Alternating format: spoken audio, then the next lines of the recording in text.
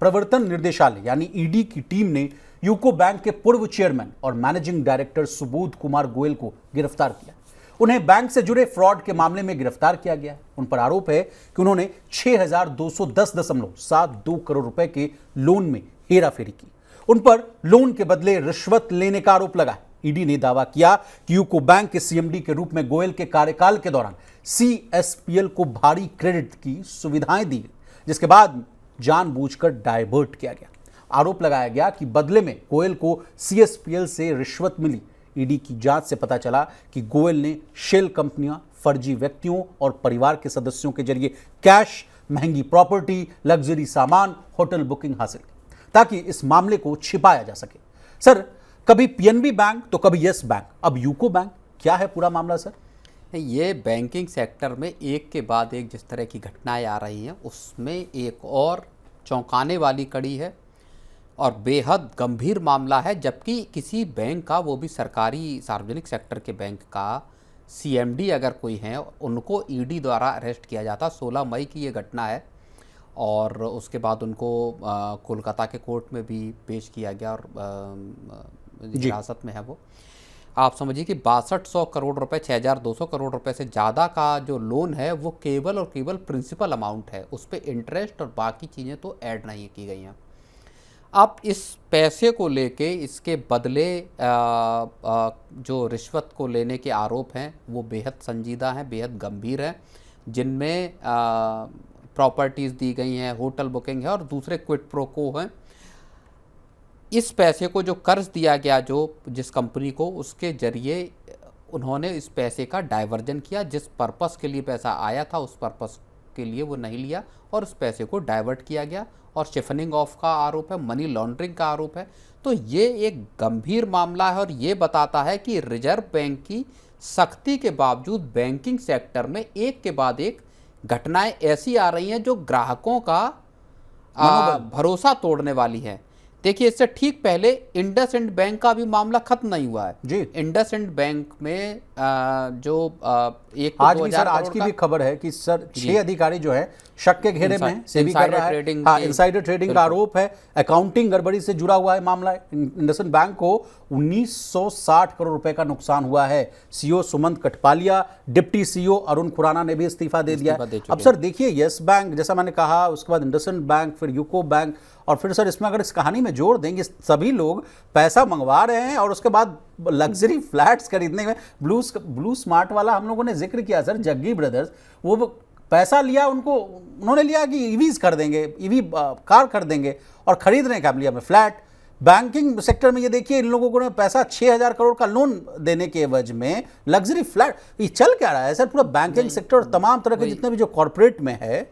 देखिए, ये जो यूको बैंक का मामला है, सार्वजनिक बैंक है, आम लोगों का पैसा है, डिपॉजिटर्स का पैसा है, सीएमडी लेवल का जो कि टॉप मोस्ट ऑफिसर है बैंक का, अगर वही गड़बड़ियों में पकड़े जाते हैं या अरेस्ट होते हैं तो वाकई गंभीर, बेहद गंभीर मामला है।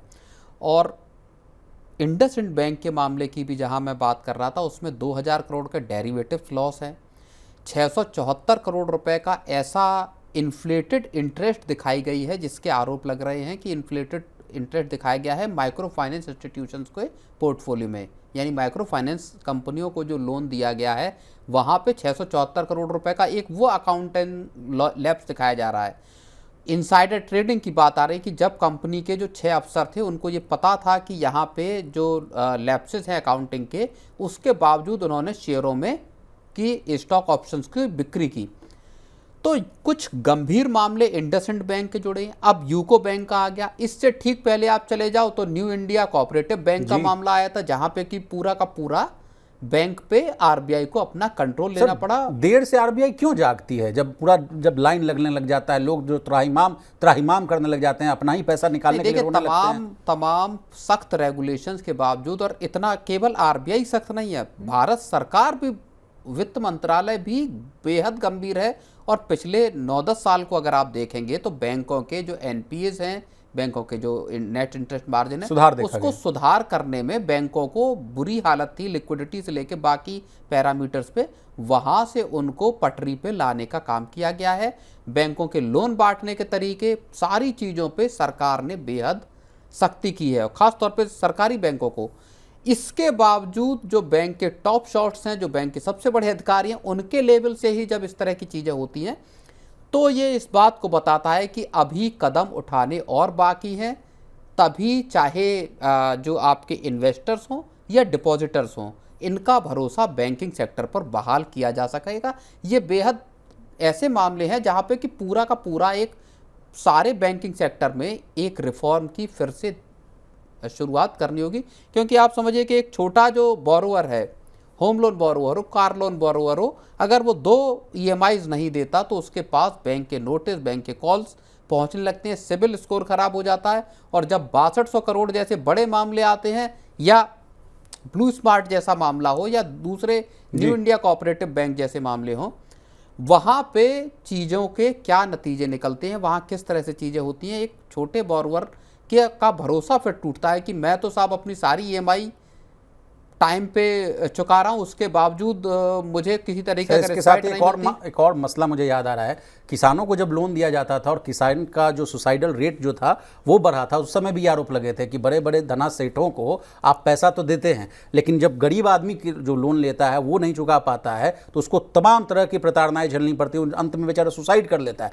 लेकिन इन लोग देश छोड़कर भी भाग जाते हैं और उसके बाद इन लोगों को भी कुछ नहीं होता। खैर सर, दूसरा पक्ष मैं आपसे सोसाइटल और ये सोशोलॉजी एस्पेक्ट में पूछना चाहूँगा कि जिस तरह से देखा जा रहा है सर, ये लोगों को हो क्या गया है सर? तमाम लोग जो हैं 6-6 हज़ार करोड़ का, मान लीजिए तो यूको बैंक वाला मामला है, ब्लू स्मार्ट वाला भी देखिए, तमाम लोग वो पैसा चाहते हैं कि अपना बना लें और उसके बाद उसको ना फ्लैट्स खरीद लें, लग्जरी लाइफस्टाइल जीने की कामना होती है। CMD साहब का भी यही हाल है, ब्लू स्मार्ट के जो CEO हैं, स्टार्टअप के CEOs भी यही हाल कर रहे हैं। तो किन पर क्या भरोसा किया जाए? जब बैंकों के CMD हैं या जो टॉप एग्जीक्यूटिव्स हैं, उनका जब चयन की प्रक्रिया है, चुनाव जब उनका किया जाता है, जब उनको अपॉइंट किया जाता है, उसमें भी रिजर्व बैंक का दखल होता है। चाहे आप समझिए कि सुमंत कठपालिया को पद छोड़ना पड़ा, RBI ने उनको, जो आपके इंडसइंड बैंक के आपके CEO थे जी, RBI ने उनको लंबा 3 साल का एक्सटेंशन देने से मना कर दिया था, सिर्फ 1 साल का एक्सटेंशन दिया था सुमंत कठपालिया को, और आखिर में उनको स्टेप डाउन करना पड़ा। तो रिजर्व बैंक की कड़ी प्रक्रियाएं हैं, उसके बावजूद बेहद सख्त प्रक्रिया हैं। मैं केवल इंडसइंड बैंक की बात नहीं कर रहा हूं, आप यस बैंक का मामला देख लीजिए, आप उसके बाद देख लीजिए बंधन बैंक का मामला देख लीजिए। कई ऐसे मामले हैं जहां रिजर्व बैंक ने बेहद सख्ती दिखाई।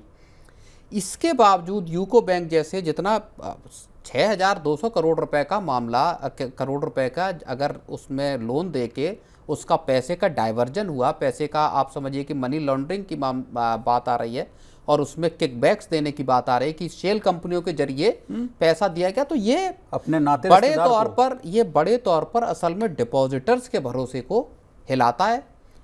गंभीर मसला है। सरकार को मुझे लगता है कि फिर से एक बार पूरे बैंकिंग सेक्टर में रिव्यू करने की ज़रूरत हो सकता है, और सरकार हो सकता है आने वाले दिनों में कुछ बड़े कदम इसमें उठाती हुई दिखाई भी दे।